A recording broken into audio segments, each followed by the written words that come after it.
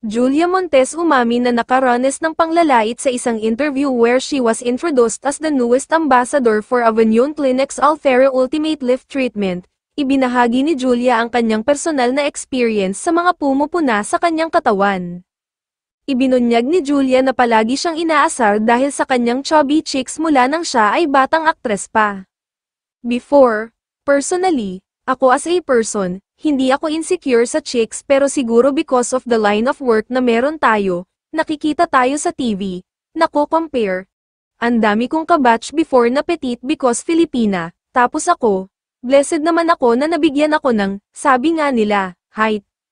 Pero naging disadvantage din siya kasi sinasabi nila, ang laki-laki mo, hindi ka tulad ni ganito, hindi ka tulad ni ganyan, lagi ka nako-compare, so yun palang growing up, ano na siya, nag-build na siya sa iyo ng something negativity.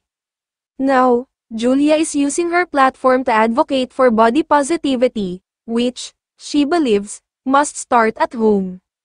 So yun, mag-start lang tayo sa simpleng ganyan, start sa school, actually sa bahay pala, mga kamag-anak, every time na may mga okasyon, yung mga babatiin ka, tumataba ka, I know na nakasanayan na natin yun as Filipinos, pero let's just be open, para lang malis yung mga ganoong insecurities ng bawat isa. Sometimes, before nga pumunta ka sa party, ayaw mo na pumunta to begin with, kasi nai-insecure ka na, nako-conscious ka na kung ano susuotan mo. Tapos kung babatiin ka pa ng ganun, it's really not okay, pero hindi maiiwasan.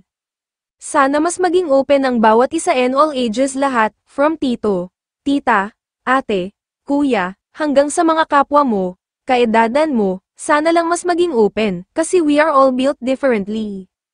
So kung ano yung uniqueness natin, yun yung ikinaganda natin, lahat tayo maganda, ipinanganak ng maganda, whatever shape. But because yung society, social media, napi-pressure ka and sana mas maging kind tayo sa mga ganyang bagay, kasi lalo na yung mga next generation, yung mga kabataan na gusto na ngayon yung mga iPad, social media thing.